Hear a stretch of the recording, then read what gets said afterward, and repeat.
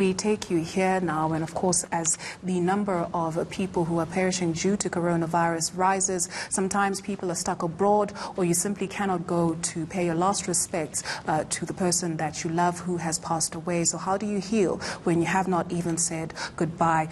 We're joined by Gogo Sam, who is a healer, to help us with that. Thokoza Gogo, and thank you so much for joining us. So in an instance where you are unable to say goodbye to somebody that you love and you don't get that closure, where do you even begin to find peace?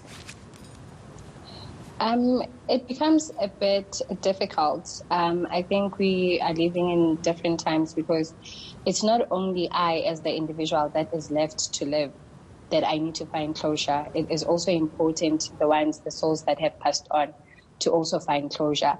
So we have found ourselves as Africans, people that we have missed our steps, or we are forced to miss steps in order for us to also prepare for the ones that have passed on.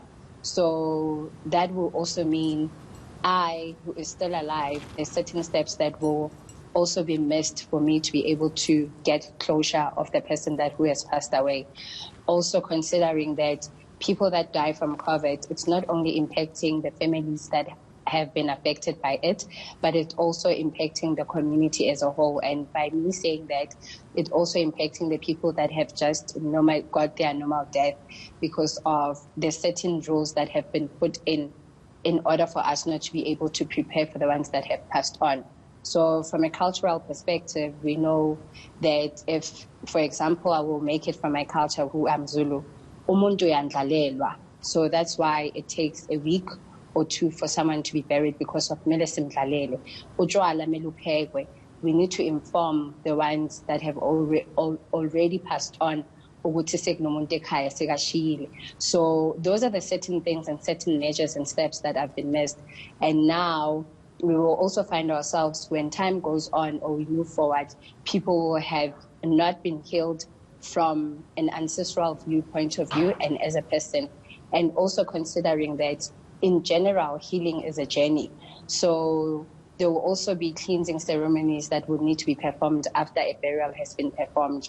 And due to COVID-19 and rules, those kind of things have been led to not to be considered, and there are steps that have been missed. So it is really a very deep impact within an African culture, within a African spiritual culture perspective, because rituals and ceremonies have been shortened.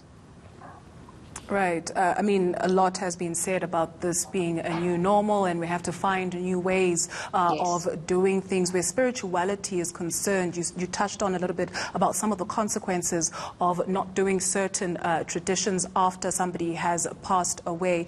Is there any new normalness that can come out of this?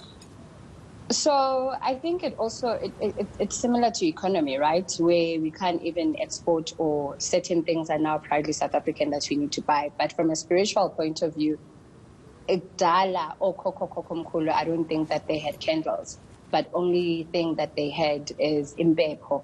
I do not want to call it a sage, but it is imbepo, ehlalimahlathini, where people could take that imbepo and pasha with it. So in a sense of a part where I am unable to get a candle, because that can lead to that. Remember, with lockdown, so many things were closed off. We couldn't access candles, we couldn't access a lot of things, but using some form of water, upahla, some form of impepo, upahla, to light it, it also brings back to say, we are saying, do connect with the ones that have already passed on.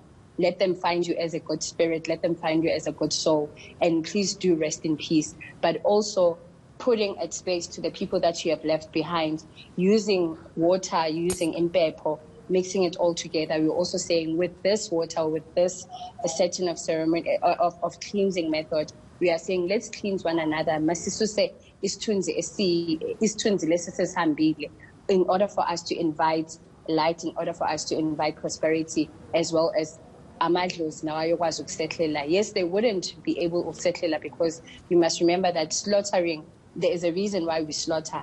And we don't slaughter because we kill animal, but we slaughter because of siyakhulumisana, ukuxhumanisa amadlozi. So if that has been missed, then therefore there is certain within our part that has been missed. That way, I would say maybe in Pepo, we can't find snuff now because of tobacco. Snuff is a form of tobacco. But in Pepo, amanzi, pofu, mill, those serves as some form of method or formulas that we can connect with our ancestors. So yes, it is a new norm. And it's always important that we bring prayer as well as ukupahla in our forms and methods of ways to find as well as healing and to also find closure.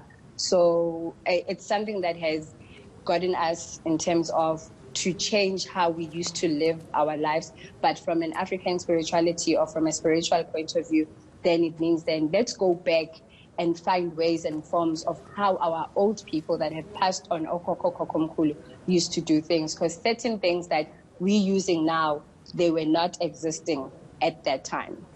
Gogo, unfortunately, we're seeing the footprints of your ancestors. Sorry. If you could please just position your camera so we can see your face so that we're able to engage properly. Just perhaps as a closing, no stress, ma. So yes. Perhaps as a closing question, just to somebody who is going through the most right now, how do you even begin to be gentle with yourself? You spoke about healing being a journey and not just a destination.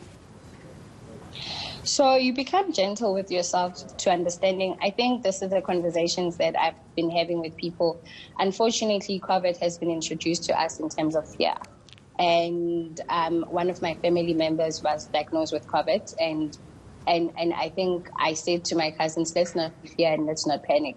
It comes back to us in terms of how do we deal with certain things that have been imposed to us. So I think we need to remove fear, and we need to invite our ancestors as well as we need to invite God through prayer and through ukuphahla or ukukhuluma nje, you know, and express yourself with your loved ones. In that way, you find some form of healing. It's unfortunate because of we are living in times where there is a lot of we backchat each other, people are angry, and we don't also find that solace to heal from there. So when you find out that someone that you fought with yesterday has passed on because of COVID-19, then it becomes also you get into another space of not understanding how you're going to heal from that. You never said sorry. They never got to say sorry to you back. But I think it also comes back to say, let's go back to what our ancestors used to do. Let's communicate as much as we communicate with God through prayer. Yes, it is the times where we live in which we never anticipated. But I think as a whole, as the country and the community, it is now that we start to communicate with God and let God know that your kids or abantwana bakho bayahamba ngendlela engasiyo neyakho, so that even the ancestors that are already on the other side, they are able to ubaphatha noma to handle or to take in those people who have passed on through COVID. Gogo Sam, Thokoza.